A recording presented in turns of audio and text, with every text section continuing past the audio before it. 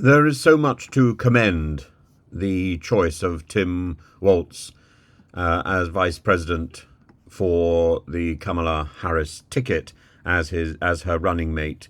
It marks a significant and strategic choice reflecting both political acumen and alignment with key voter demographics, particularly among the American Jewish community. Walz's selection may have been disappointing for those who wanted to see the country's first Jewish vice president, but his track record suggests a candidate deeply aligned with Jewish concerns and very much at the core of the democratic heart, very much at the heart of the democratic set of beliefs. He has, in many ways, he has a track record of working across the aisle, appealing to both moderate Democrats and to Republicans, and his ability to collaborate and to find common ground is something that should attract a broader spectrum of voters. As a retired National Guard member, he also has that military background. He brings that sense of discipline and patriotic appeal that resonates with voters who prioritize national security and military service. Most particularly, his background as a high school teacher of geography and his advocacy for educational reform demonstrates his commitment to improving public education, an important issue for Democratic voters. He's been a strong proponent of expanding healthcare access and supporting mental health services, aligning with the agenda to ensure healthcare as a right, not a privilege. And his focus on rural issues, his understanding of agricultural concerns, helps him to connect with rural voters, a demographic that Democrats often struggle to win over. There are reasons why maybe he's not such a good candidate, like, for example, his centrist positions may alienate the progressive wing of the Democratic Party, which tends to want more aggressive policies on issues like climate change, healthcare, and income inequality. And his willingness to compromise with Republicans may be seen as a weakness by the core Democrat vote that may want a more confrontational approach. While his rural outreach is strong, some urban voters might feel neglected, especially if they perceive his policies as not addressing the unique challenges of metropolitan life. And although he is highly supportive of healthcare reforms, some core Democrats might find his approach too weak compared to the sweeping changes proposed by more progressive candidates. And again, the same thing is true of his environmental concerns. But it's his broad appeal, his bipartisan ability, his ability to connect with both the rural and the urban voters, which presents the biggest threat to Vance and Trump. His veteran status makes him a serious adversary. His background in education makes it very difficult to question a lot of the points that he puts across, and Vance will look very weak in comparison. In terms of his sort of practical and moderate approach to appeal to independent voters who might swing the election, Walz is an incredibly strong candidate. He also can appeal to this core religious section. His inclusive and diverse policies, particularly on Israel, his support for community cohesion can appeal to Jewish voters. His advocacies for civil rights and inclusion, along with policies supporting religious freedoms, may well attract the Muslim vote.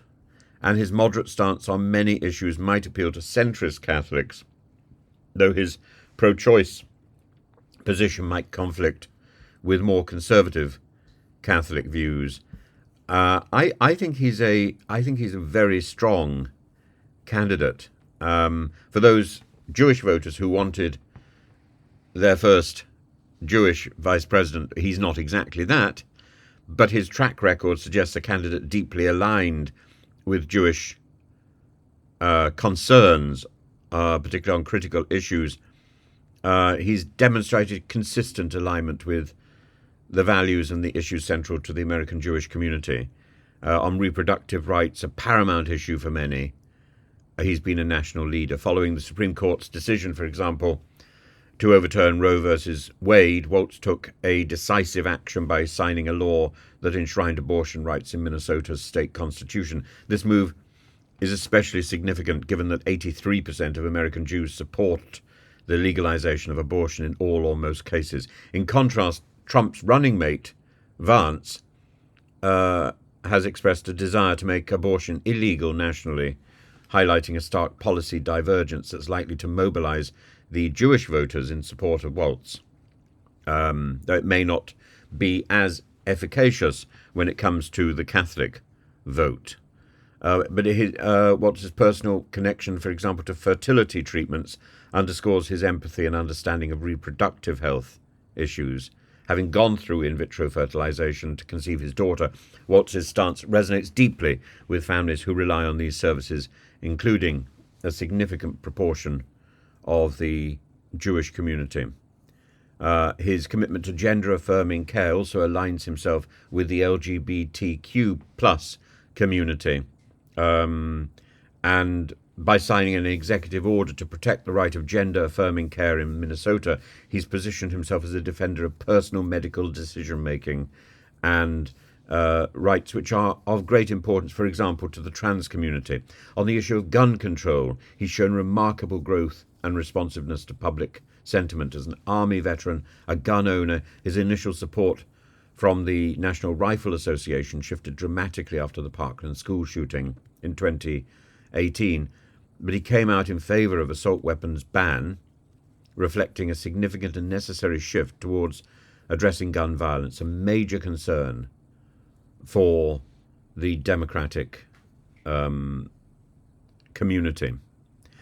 And while Israel may not be a top priority for many voters, his balanced approach to the Israeli-Palestinian conflict is noteworthy. He's expressed consistent support for Israel, condemning attacks while also advocating for civic engagement and dialogue. And I cannot imagine this stance is likely to do anything other than give him a positive bump in the race for the White House.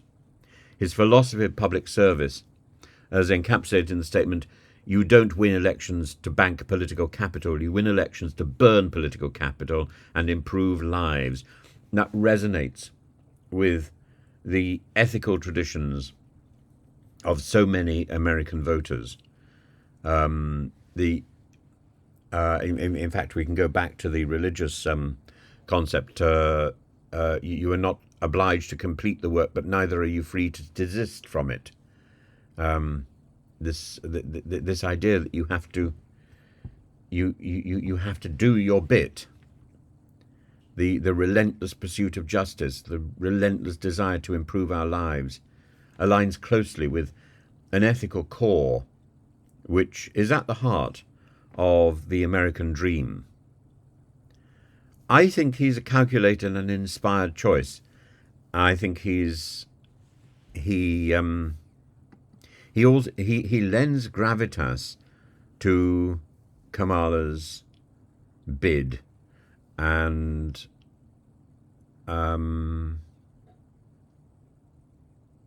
he has great appeal. I don't think he necessarily has name recognition yet, but that will happen. That will happen.